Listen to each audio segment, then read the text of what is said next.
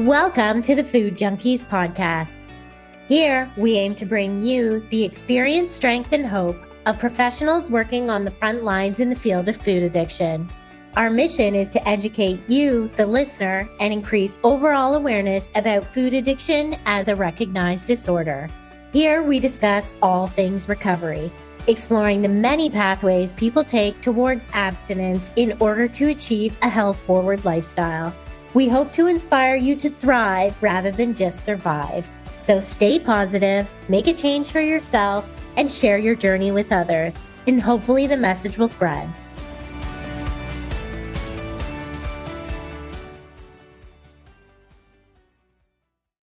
Did you know that fatigue, brain fog, and constant snacking can sometimes be traced back to a mineral that most doctors never consider or measure properly? Welcome to the Food Junkies podcast. My name is Dr. Vera Tarman, and I'm your host today, speaking with Dr. Carolyn Dean. Dr. Dean is a medical doctor and naturopath with over 50 years of experience in integrative and functional medicine. She received her MD from Dalhousie University in Nova Scotia, Canada. She then got traditional training in nutrition, naturopathy, and Chinese herbal medicine, and has practiced in Canada, the US, and internationally. Dr. Dean has written more than 50 books on health, including The Magnesium Miracle, Detox Your Body, The Sugar-Free Plan, as well as other magnesium and mineral-focused clinical guides. Her focus is on magnesium deficiency, sugar toxicity, and yeast overgrowth, and how those contribute to fatigue, weight gain, and chronic cravings. So welcome, Dr. Dean. Thank you very much. And call me Carolyn. Okay, thank you, Carolyn.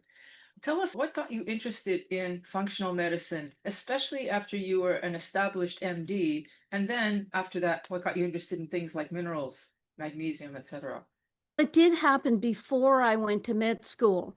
My then boyfriend and now husband of 57 years, we traveled around America, ended up in LA in the 70s when it was all about dope, but I was all about nutrition. And I attended a lot of the nutrition conferences with people like Adele Davis, Pavel Arola, Jonathan Wright. It was quite amazing. So it opened my mind to health and lifestyle.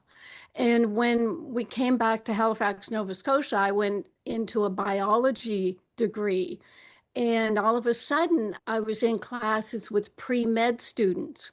And I was shocked. How were these young kids? By this time, I was in my mid-20s.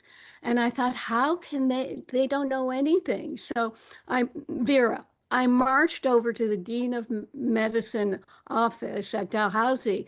And there I found my guidance counselor from high school who had told me I should be an executive secretary or a nurse.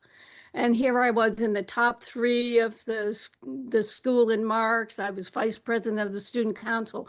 I should be a nurse or a secretary. So I got myself into med school in the next semester. And I never got dissuaded from the fact that we need to look at our diet and our nutrients. And then when I went to Toronto for my internship, I began my naturopathic training. It was already in my genetic makeup to be a naturopathic type. And so I practiced 13 years in Toronto, more as a naturopath, but being able to order all the blood tests and this and that. Went to New York in the early 90s to do AIDS and chronic fatigue research using alternative medicine. Boy, I learned a lot there. But while there, I started to do some Manhattan television and got asked by Random House to write some books. They wanted me to write a book on magnesium. All of a sudden, I found out that I was the poster child for magnesium deficiency. So that's where it all kind of began, because you mentioned about nutrients and diet and all the rest of it, and we'll talk about it, but magnesium is necessary for 80% of known metabolic functions, for 600 to 800 different enzyme processes, and people aren't getting enough. So my whole thesis, I've written 3 books recently about sugar. I talk a lot about junk food and all the ultra processed food business. But my thesis is we eat food to get nutrients. We eat them to get our calories too. But in order to make the energy we need from food, you go through the Krebs cycle in our little mitochondria. And what ends up as ATP energy is really Mg dash, which is magnesium, Mg dash ATP. You do not have any energy unless you have magnesium. Tell us, what is magnesium? Give us a little primer on magnesium. It's a mineral, and we know it in medicine as a laxative. Yes. So what happened, back to my personal story, when I found out I was magnesium deficient, I went out and got some magnesium capsules that were more than my 50 milligrams in my multiple, and straight away ended up in the bathroom Yes. because I got the laxative effect. So I wrote the magnesium book, and then 10 years, it's called the Magnesium Miracle. And I spent 10 years trying to find a vitamin mineral company to make a non-laxative magnesium. They just couldn't be bothered.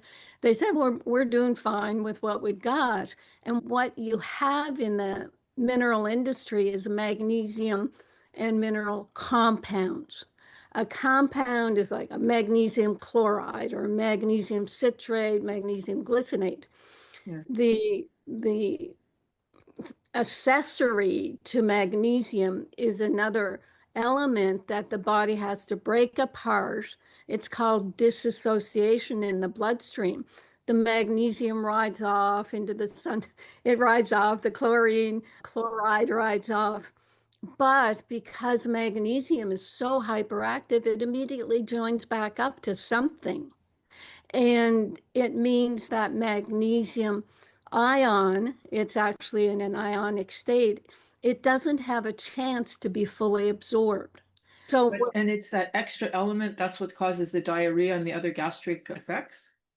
no, what it is that magnesium compound, because it's too big to be absorbed, it ends up just going through our intestines. Got it.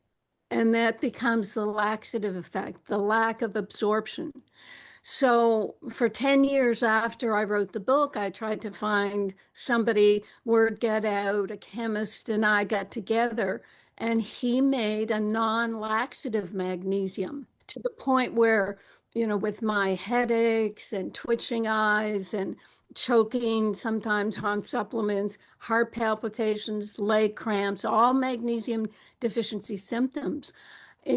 From not being able to take more than 100 milligrams of magnesium compound, I was able to take 1,200 milligrams of my non-laxative magnesium because it's in a stabilized ion form. It'll stay stable in this liquid bottle for years. So that's what I determined was the cause of so many conditions in my magnesium books. The most recent one is Magnesium, the Missing Link. And I listed over 68 medical conditions that are treated with drugs, but could really be just magnesium deficiency. And that's pretty astounding. Wow. Can you give me an example of some of the conditions that you're talking about? Yeah, asthma. So in asthma, you get the bronchial tubes start twitching and tightening up and constricting. Yeah. Magnesium is necessary to relax the muscles, and it's necessary to allow the nerves to conduct energy. Calcium will come in and play with magnesium. So here's what happens. You've got a cell that wants to take some action. Magnesium will open up the ion channel and allow a small amount of calcium to go in and create the activity. And then it opens up and pulls out the calcium. If you don't have enough magnesium to do that, calcium can build up in these cells and hyperexcite them. So you get the hyperexcitability of anxiety, irritability, the body tenses up, the muscles can't relax, you don't sleep well, the muscles in the heart will be hyperexcitable and cause arrhythmias and palpitations. So magnesium is necessary to make muscles and nerves work properly. Anything to do with neuropathies and tingling, and I've had people who've said, I think I've got MS because I've got all these nerve symptoms. And they start taking a good form, my form of magnesium, and their symptoms go away. It's really quite remarkable. What is it that's making us not be able to absorb magnesium naturally? Because before we even knew what magnesium was, people were doing fine. So something has gotten into the way of our natural ability to get the magnesium that we need. It's mainly access because 100 years ago, the Yeah. U.S. Department of Agriculture said we were probably getting 500 milligrams of magnesium in our daily diet. Now we're lucky to get 200 milligrams. That's U.S. Department of Agriculture telling us that. And I was so concerned about diet, food input. When I moved to Maui, it's going on 18 years now, I got involved with the local farm, organic farm. And I fully fund them now because food is just so important. And I cannot eat off our fully organic biodynamic farm. And we put amendments in. You can't, after years of farming, you can't get the minerals out of the soil anymore unless you put tons of minerals back in, and we're not doing that. So we have to supplement. So it's essentially the earth has been scorched of magnesium's capacity, like the earth's capacity to feed us has been scorched. Exactly. Yeah, Wow. it's burnt out. It's Yeah. burnt out. Okay, so that And in the nutrition industry, and I know you know this, they focus on macromolecules. Oh, what's the protein? What's the carbohydrates and sugar? What's the fat content? And they really don't pay attention to the vitamins and minerals that are necessary to even metabolize those macromolecules. So you have people saying, "Oh, you have to eat a lot of protein." And the opposite faction, oh no, animal protein is verboten. We just have to eat plants. But what everybody's trying to do is get nutrients, vitamins, and minerals. So I find that I take enough, and it's not horrendous amounts at all. I used to have 50 bottles of vitamins and minerals. You just need the basics, but you need them in absorbable forms. And when I do that, then I'm not as hungry because our hunger can be us trying to search for nutrients. That's what the ultra processed food study by, what was it? Ooh, was it Bell? I'm sorry, I forget the name. They had, I think, 20 people in a facility and fed one group ultra processed, and then they switched out and fed them a normal diet. And they said, oh my goodness, the ultra processed food people ate 500 more calories. What's going on? And at a conference, I said, you know what's going on? They keep eating to try to get the vitamins and minerals they need. They wouldn't listen to me. I was shouted down. So we've got a real problem with the macro people and the micro people, and they're not working together. And that in the literature, because the studies on nutrients, they try to treat them like drugs. They'll study one nutrient at a time, and they'll say, we can't see that this or that nutrient is curing cancer. So they create these big protocols, and they never come up with a conclusion. Just a simple example. Vitamin D requires magnesium in order to be activated. And in the vitamin D studies, I've never seen them really address that. Oh, why do the vitamin D studies look so irregular? Why can't they all be the same if vitamin D is so good? It could be because they don't know what the magnesium content of a person's diet is. okay. So magnesium is an element that normally would come from the earth through farming, and we're not getting enough of it. You're suggesting to get something that's pure magnesium. Exactly. Stabilizing magnesium as an ion for absorption, I think, is the real clue. But what we've got in the commercialization of dietary supplements is all these magnesium compounds. Yes. And in my Magnesium Miracle book, I do the chart where I put the compound and I say, how much even elemental magnesium is in these compounds. You've got 500 milligrams of a magnesium compound, but then you look down and say, oh, the magnesium part is only 50 milligrams out of 500. It's only 75. It is rarely above 75 milligrams in a compound. So you've got this false advertising, especially with magnesium L-threonate. They'll have a bottle that says, oh, here's 2,000 milligrams of magnesium L-threonate. And you think, oh man, I'm getting a nice high dose. You turn the label around. In order to get 144 milligrams, you have to take 3 capsules. And in my world, I needed 1,200 milligrams of magnesium to get rid of my constant heart palpitations. I would have to take do the math, 10, 30 capsules in order to treat my problem. I would die in the bathroom. You know that you needed 1,200 milligrams. My REMAG, REMAG, Yeah. is 300 milligrams for a teaspoon. So what I did when we were first manufacturing it and I was testing it out, I started with half a teaspoon and I kept slowly going up. It was an N equals Yeah. 1 experiment. And at 4 teaspoons, I felt all my symptoms going away. But I was on it for a year. And after about a year, my symptoms were so much less, and I started to get a bit of laxative effect. Can you believe it?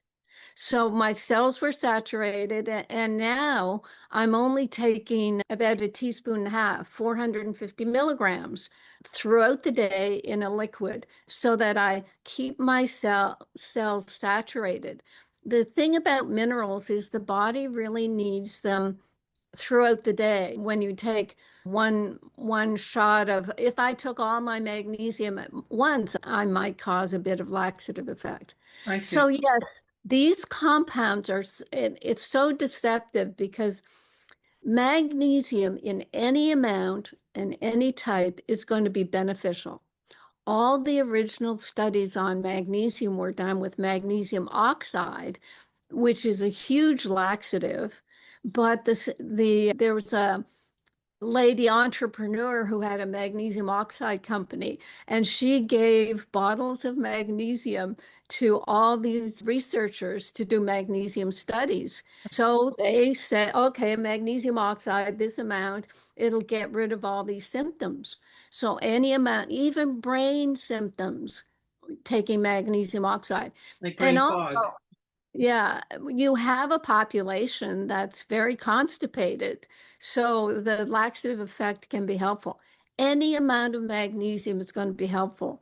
I usually end interviews and podcasts by saying, go to your cupboard. You most likely have a magnesium.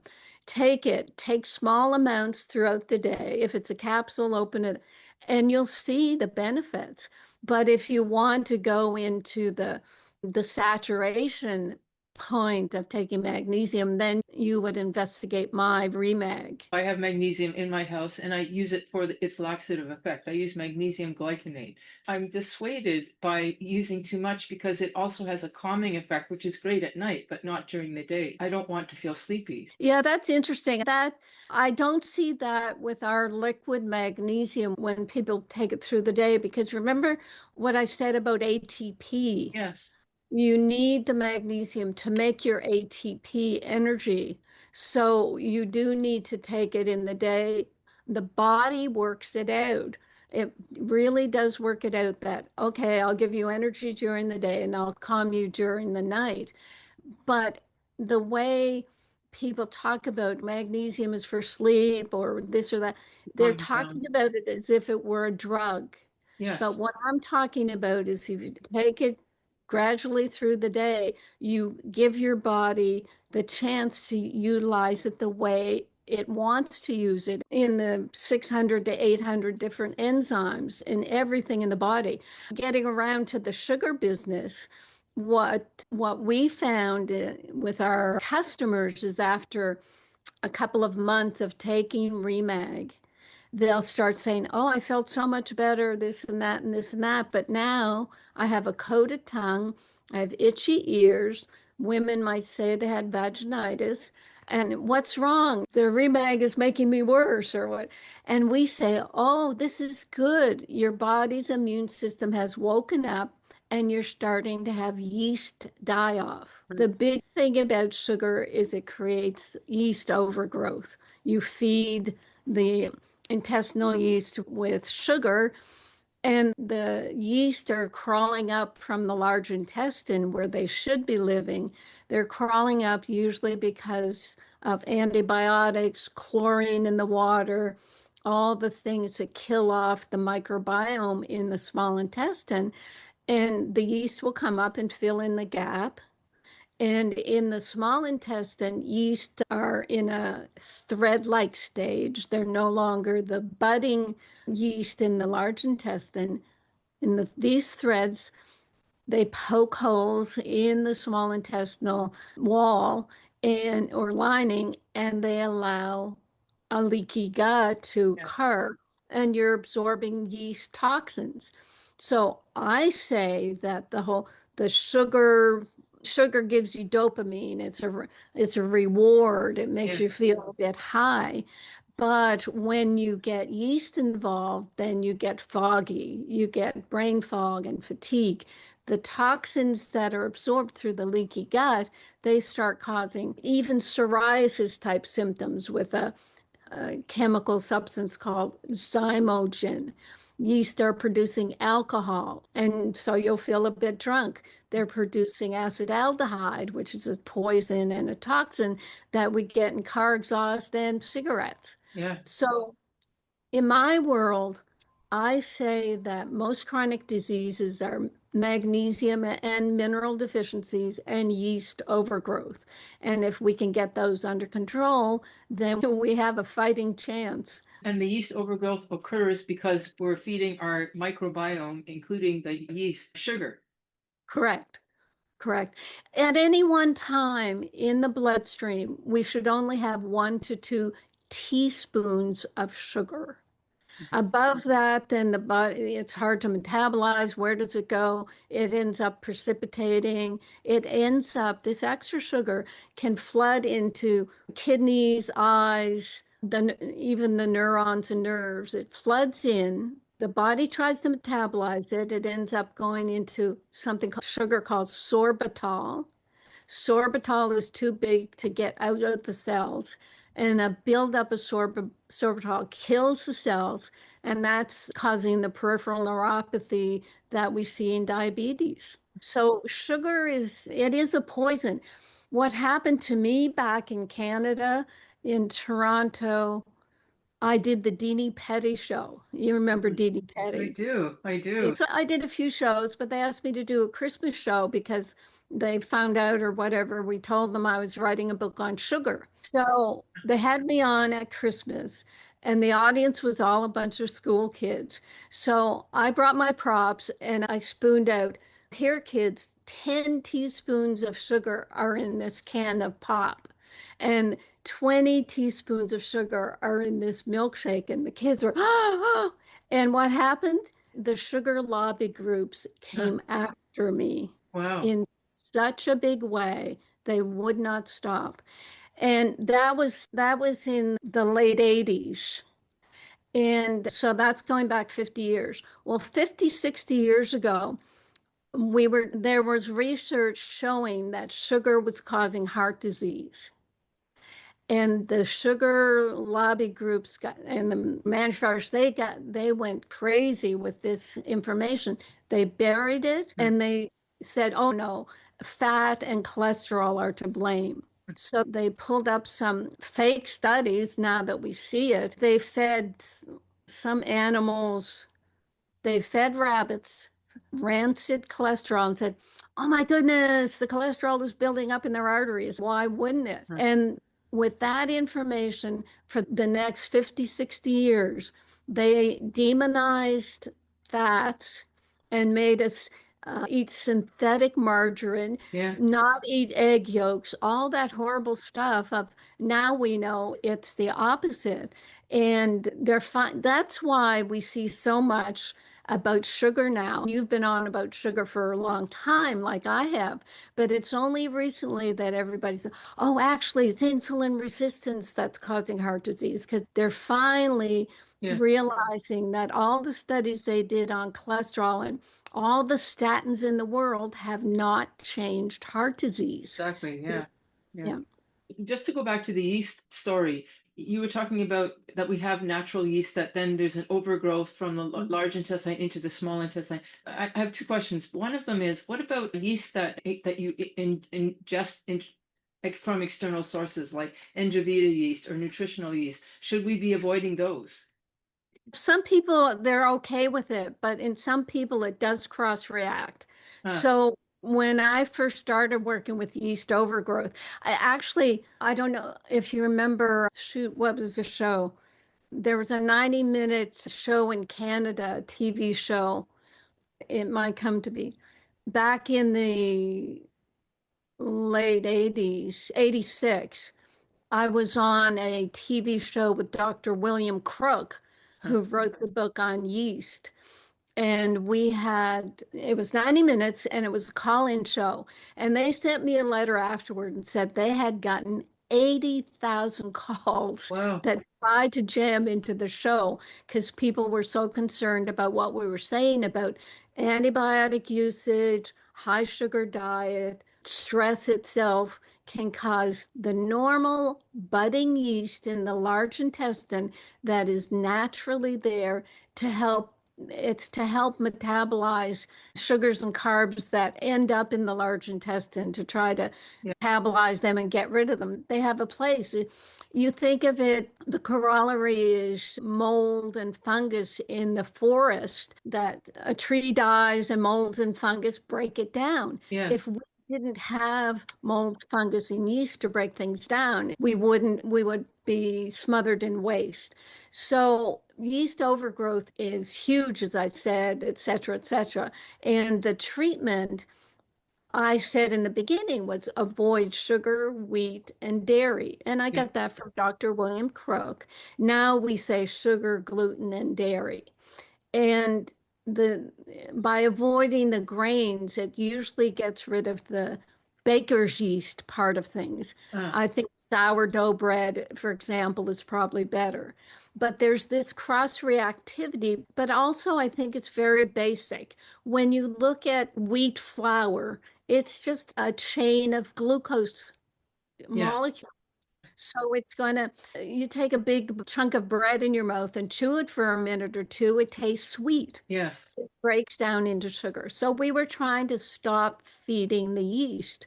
And I spent 10 years starving myself of sugar, wheat, and dairy, and it really didn't make a big difference. In my world, I grew up on antibiotics. I had a high sugar diet.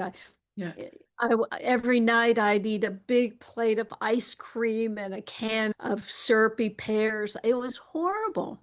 And I was sick all the time.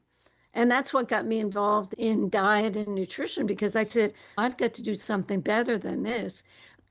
So with I spent 10 years avoiding sugar, wheat, and dairy. It didn't make, it made some difference. What would happen to me when I first got into the hospitals in my medical training, I started to get staphylococcal boils inside my nostrils.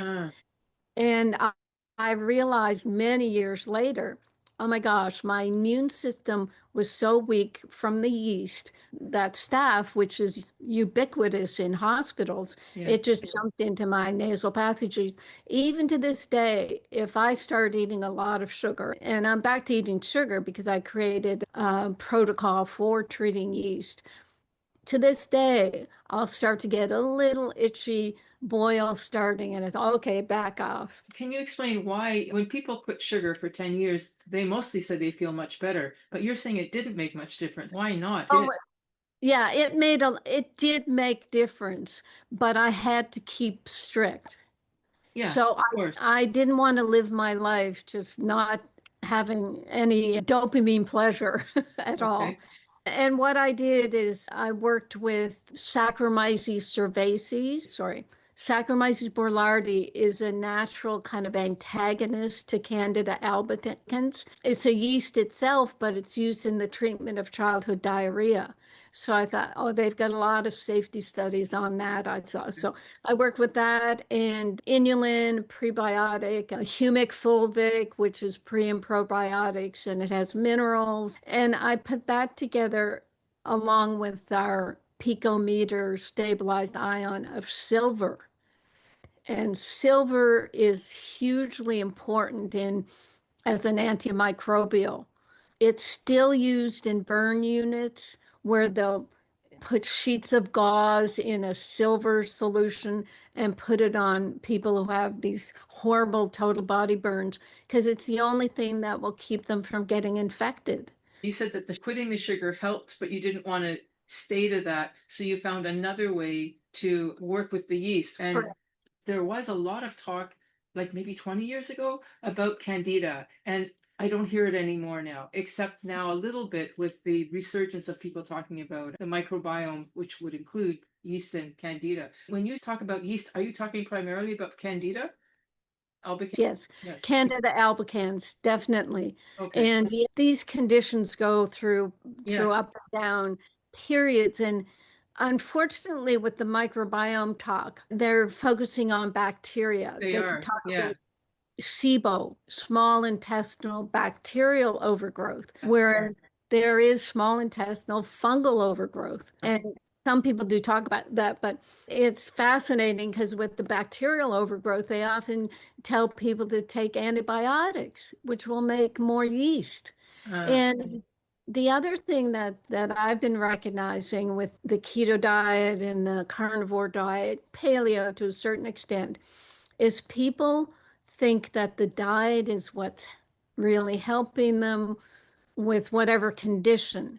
What I say is happening with these diets, you're avoiding sugar, you're avoiding grains, to some extent, you're avoiding dairy. So you're treating yeast. yeah. And I'll even hear the carnivore people say the carnivore diet is the best because if I eat any carbohydrates, I feel so much worse. They are feeding their yeast again because the yeast will stay there. They'll stay dormant. And as soon as they get that carbohydrate, they'll grow and they'll give you your symptoms back. So by ignoring yeast overgrowth, people force themselves to stay on these very restrictive diets. And I really don't know how they get how can you get 450 to 600 milligrams of magnesium on a carnivore diet? You're saying that the central ingredient that works in all these diets, carnivore, plant-based, is that they're not feeding the yeast. And that's the central thing that we have to address. We don't want to feed the yeast. Otherwise, we could eat any foods, right? Tell us a little bit more about how overgrowth of yeast causes sugar cravings and then how you can address those so that you could potentially still eat sugar. Because you're speaking to an audience that is sugar-free because we have recognized that it causes devastation in our life. Yeast, as I said, is necessary. It's a natural part of our environment. And when we feed it with sugar, actually, I think probably, Vera, it started with the antibiotic revolution, Yeah. where people take antibiotics and they're indiscriminate. They kill off good and bad bacteria and they leave a vacuum. And yeast will just grow into a vacuum. So they grow up into the small intestine, cause a leaky gut. The yeast toxins are absorbed and cause symptoms. And I guess in my personal N=1 experience, I said, I can't starve it. What am I going to do? And that's where I started coming up with Do I just use oregano? Do I just use all the antifungal herbs?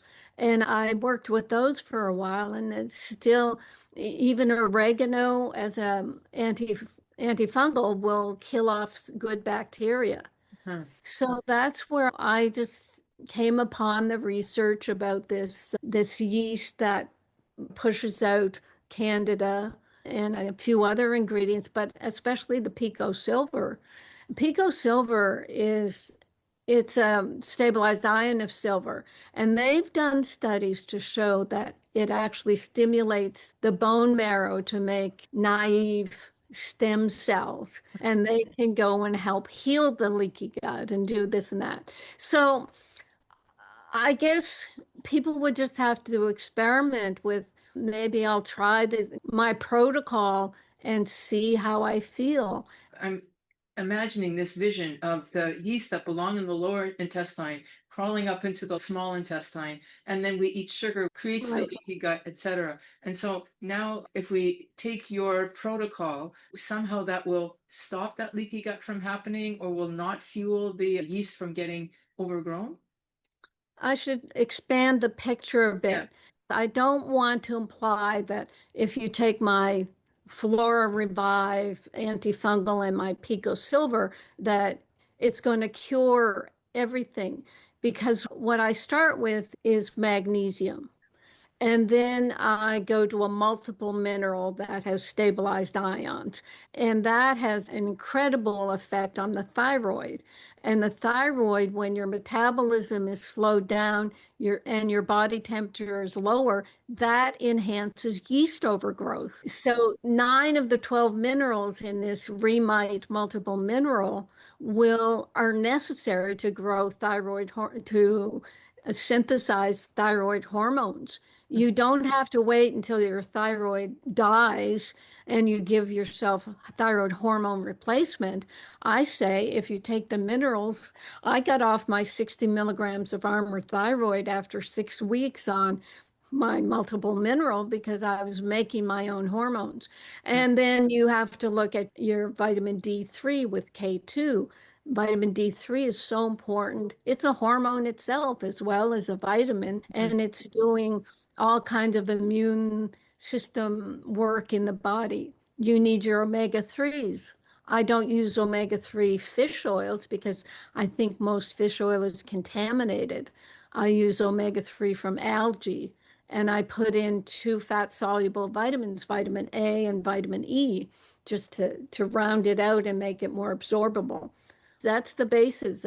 I did add a zinc, copper, picometer ions around the COVID business because zinc is what really kills viruses. Okay. And Okay. yeah, So you're mentioning a bunch of other so it's the minerals. whole thing. Yeah, it's a whole picture Yeah. of giving our cells the nutrients they need to be healthy. I want to go back to the yeast and the sugar cravings because ultimately I want to understand how all of this creates sugar cravings to the point where we develop an addiction. So I think of yeast as the Borg. Remember Star Trek? The Borg, they're an all-encompassing society and everybody Yes. thinks as one. The Borg is the yeast and they want to be fed. So they actually create cravings. You are feeding your yeast when you have cravings, in my mind, Uh, because once you start dealing with yeast and getting rid of it, you don't have the sugar cravings. And I don't know, that's hardly scientific, but that's the experience that I had and I see with my customers now. so when a person is experiencing sugar cravings, from your perspective, they have an overgrowth of yeast that needs to be addressed. Correct. Okay. And just starving the yeast, i.e., quitting sugar and refined carbohydrates, is that sufficient or is that No, it's not sufficient because yeast have the ability to go dormant. ah Yeah. So the monster yeast especially, they'll just hang out and wait for you. I haven't eaten sugar in 8 months. I'm going to have a dessert. I deserve it. and then they feel horrible. And it could be because they've fed their yeast. I've had yeast overgrowth people who've been bedridden with their yeast. They can't eat any carbohydrates. And we gradually support the immune system, support everything. Yeast are so much a part of our body. They are natural to our body that they are hidden from the immune system. The immune system is not going to I see. attack a natural constituent. As I said earlier, when people take our Remag, a couple of teaspoons a day for a few months, their immune system wakes up to the overgrowth, to the excess, and starts killing it off. Okay. But just to go back, if a person did want to starve the yeast and live a sugar-free life, you're saying it's dormant, but they're not going to go back to the sugar. And when they do, you're absolutely right. They feel horrible the next day. They absolutely feel horrible. I see that happening all the time. It motivates them to never pick up sugar again. So that is an option, is it not? I chose that option. But you're saying now that if you introduce your product, you could potentially re-engage in eating carbohydrates as long as you balance it off using your antidote. Antidote, yeah, the balancer. We're trying to balance the body. We've with the stress creates cortisol. Yes. Cortisol feeds yeast. Our lifestyle has put us into this yeast overgrowth. Okay. And I'm just saying, let's balance it with something. Let's have a little help so that you don't have to be so strict or just suffer. Yeah. Okay. So now, And I was with you all for 10 years, yeah. I know what it's like. Someone would come along with the dish, and I said, just let me smell it. I would just smell these foods, and that's all I could do. But now you can actually eat the foods Oh, yeah. Yeah. and you No. don't have the cravings afterwards. No, I'll make buckwheat muffins, for example, and I'm putting in coconut milk and 6 eggs into 4 cups of buckwheat, and I'll put in some frozen blueberries. I'll put in some raisins even, and maybe a banana or two. And I make about 50 muffins, and I'll have 1 or 2 a day with a lot of butter. Hmm. And that is my treat. I think the body needs a reward, the serotonin. I'm a hugger. I'm out on my morning beach walk hugging everybody, and I get serotonin. When you say sugar, you mean the sugar in fruits. Correct. Yeah, not added Yeah, sugar. oh no, Oh, I okay, don't got it. even add stevia to Okay. those muffins. I'm just saying a little bit of fruit. Whole fruit with the fiber is Yes. so much better. Yeah, we're on the same page. Yeah. And you mentioned carrots. Yes. I had a patient in Toronto. His mother brought him in, a 12-year-old boy. She said, he's getting these headaches, really bad headaches. So we went over, what's he eating? She started making him carrot juice. Ah, And that carrot juice was so sweet for him, it created this symptom. yeah. So yeah, we just have to be careful. All this juicing business Yeah, is totally yeah. agree with you. So what this antidote is another type of yeast. Another type of yeast, Saccharomyces boulardii. And yes, it is a type of yeast that it crowds out Yes. Candida albicans. Yeah. So it must have something to it that attacks the yeast or pushes it away. And as I said, I found it from studies in South America on kids with diarrhea, and it helped them. I thought maybe they had yeast overgrowth, but it was safe for these children. And And it's widely used. You'll find it under yeast therapies, but the way I put it together with the humic fulvic and the inulin and the pico silver really seemed to hit the mark. I am interested now in how this containment of yeast with the antidote, how is that also bringing in the magnesium, which you're saying is so integral? Oh, so I thought my story about when you take a Remag, the immune system kicks in and then we Yes. support it.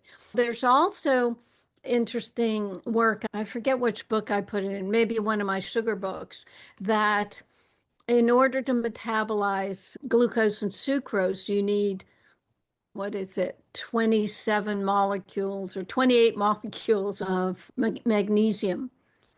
But to metabolize fructose sugar, you need 56 molecules of magnesium. So that to me means that sugars are using up magnesium in order to be metabolized. And that brings up the whole fructose business. Fruit sugar, remember, what is it, 25 years ago now, high fructose corn syrup. Oh, it's natural. It's Yeah. from corn. And that killed the whole, anyway, it kills a lot of people. Yeah. There's the bitter truth. Yeah. It's a video Yeah. about Robert Lustig. Yes. yeah, Lustig's work. And that really opened people's eyes to the fact fruit sugar, it, it's not metabolized the same way as glucose. And in the intestines, the microbiome deals with the fruit sugar in a certain way.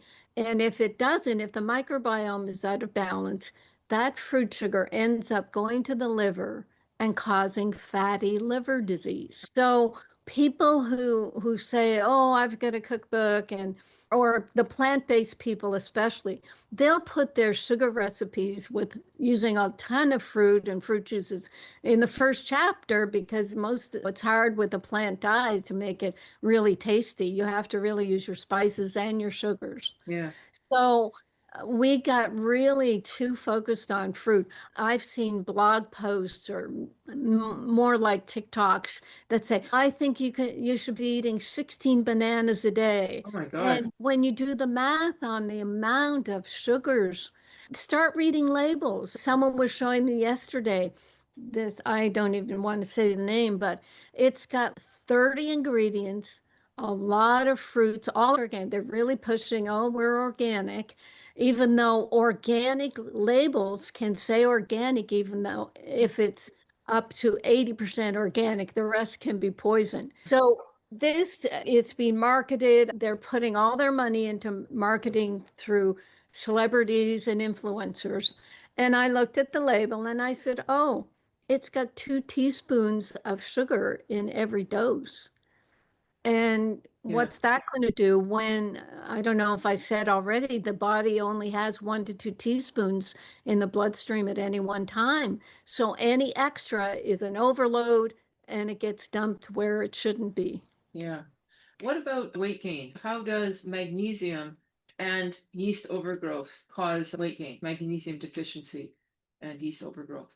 The interesting anecdote there is that when they want to fatten cattle, Oh, yes. they'll give them antibiotics. And that means the antibiotics are causing yeast, and the body Oh, retains water to dissolve, to try to neutralize or try to dissipate the toxins from yeast. And all that weight growth is fluid retention. Here's the fluid retention test. If you can't do this, just huh. curl up your fingers tight. Yeah. If they are out here because they're swollen and painful, that means you've got fluid retention. And that can be the way I check my sugar intake. It's I went to Costco yesterday, so someone said, "Oh, take the," and the next morning, if I've developed inflammation from what I took, my fingers would not curl. So that to me is the way to test for fluid retention. Body is trying to dilute these toxins. It'll put toxins into fat cells.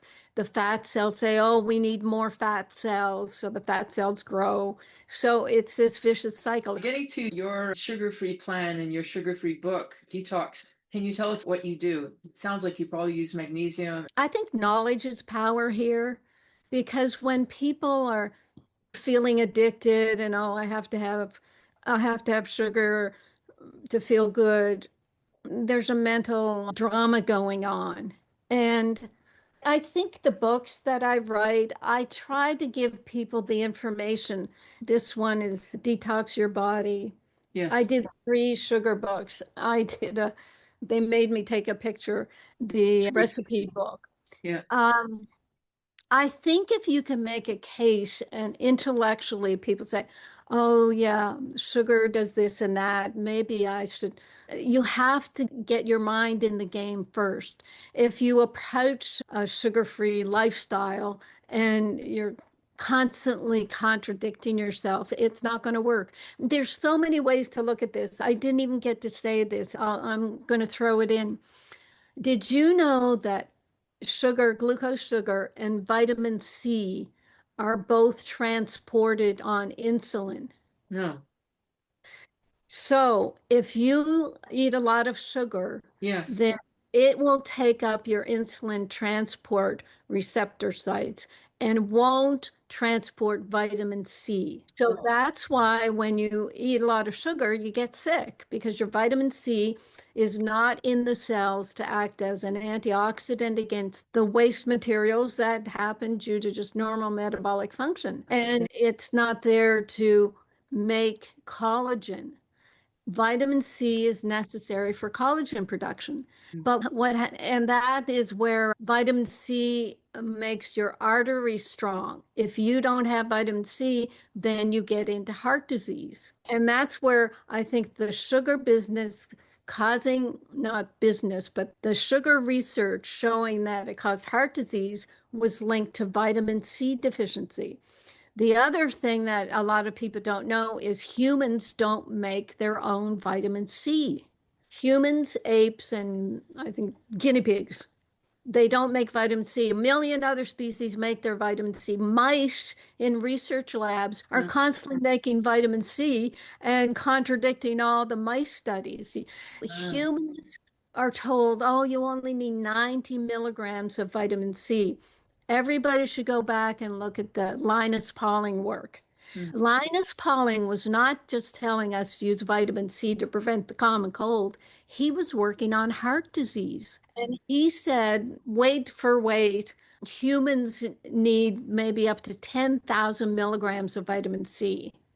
And with the huge epidemic now of heart disease, I'm really encouraging people to take at least 5,000 milligrams of vitamin C as ascorbic acid. Anyway, Yeah. that's the world of vitamin C, sugar, heart, immune system. It's all combined. So if they come to you, what would you tell them? Because you've got a complex picture here. What's a simple way that you would do the diet of eating unrefined foods, and then you would add the magnesium? In the book, I lay it out Yeah. that you start with avoiding sugar, gluten, and dairy for about 3 weeks. Okay. And you add the magnesium, a B vitamin, a methylated B vitamin. I didn't mention that. And maybe the multiple mineral and boost the immune system. And then you slowly add the Flora Revive, the antifungal, and the Pico Silver. Now, some people might just do the diet and dive into the Flora Revive and the Pico Silver, but I think at least doing the magnesium is going to be very important. Yeah. 80% of known metabolic functions. And it's not been taught in medical school. Yes. I went to medical school. I didn't learn anything there No. about nutrients. And neither did However, I. yeah. However, in Dalhousie, our dean of medicine was a biochemist, and we had 200 hours of biochemistry, and there was a Krebs cycle up there. And I already knew about vitamins and minerals, and I thought, oh my gosh, magnesium and the B vitamins, magnesium again in the Krebs cycle. Oh my gosh. So it made sense to me that they were important, but they were being ignored. The tunnel vision in medicine Yeah. is astounding. So if somebody listening to this, you have a lot of books. Can you recommend the top 3 that the person should read to kind of get a grasp of what you've been talking about? I start people on this book. Okay. The Magnesium, the Missing Link. Yeah. And you can get it on Kindle. Some of my books on Kindle are $0. And I have my own publishing company now, so I keep the price down. So I'd say I don't have the cover of the sugar book. It's a clinical, what do I call it? Let me just look. What is it called? Exposing Sugar Toxicity, a Clinical Perspective. Okay. And I then you think just held up the book Detox Your Body. So the first one is the clinical book, and it's got many of the things we've talked about. But I think the next best book is going to be the next one that's coming out on vitamin C, because the two major nutrients are magnesium and vitamin C. And if we can saturate ourselves with those nutrients, we have a fighting chance. So, in closing, what has been the reception of your work in the medical community? I don't know. I don't associate with doctors. Okay, all right. I don't, because when you look at even the number of people going to these medical meetings, I walk the beach, the hotel beach walk here in Maui, and I walk through some of the conference areas, and it's either medical or tech. And they will have tens of thousands of people at these meetings to learn about drugs and surgeries and tools that they can use. In the meetings I used to go to in the naturopathic world, we maybe a couple hundred people. It's really a losing battle, I think, for us to educate allopathic medicine. In my world, we do have practitioners who work with my formulas, but I made the rule right from the beginning that I try to charge as low a price as I could to keep the business going. And doctors say, I don't have a profit margin, or not the doctors so much, Vera, it's their office managers say, you're not going to make any money by selling these. And I actually have had naturopaths say to me, my patients get so much better on your products. We can't make any money off my other products. So we can't carry them anymore. So it's a big battle. And how can people find out more about you and your products? My educational site is drcarolyndean.com. I have a weekly podcast. I do a lot of interviews. I have a lot of blogs. My store site is rnareset.com. And that's where you can get your magnesium compound that you sell. And up in Canada, we paid the huge sums required to register our Remag, so you can get Remag in Canada. You can check my RNA Reset website and ask for that address. You can still order from us in North Carolina, and we can ship to Canada. One last question. It's our signature question. If you could tell a younger version of yourself something either about magnesium or yeast overgrowth, what would it be?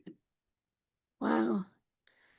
I think I wouldn't wait until I was 45 to learn that I was magnesium deficient. I feel better now at 77 than I did when I was 30 because Wow. I had so much magnesium deficiency. And I bet many people listening will identify with that. Yeah. Thank you so much for giving us your time today. Oh, thank you. Very- It's a pleasure being with you. And thank you for your work. It's very important. Thanks for joining us this week on Food Junkies Recovery from Food Addiction. Make sure to join our Facebook group, Sugar Free for Life Support Group. I'm Sweet Enough. Molly and Clarissa are food addiction professionals who offer one-to-one counseling and group coaching through Sweet Sobriety. Please subscribe to our show so you never miss an episode. While you're at it, if you found value in today's episode, we'd appreciate you leaving us a review on your favorite platform. Your feedback helps grow our show and allows us to reach others who need to hear this message of recovery.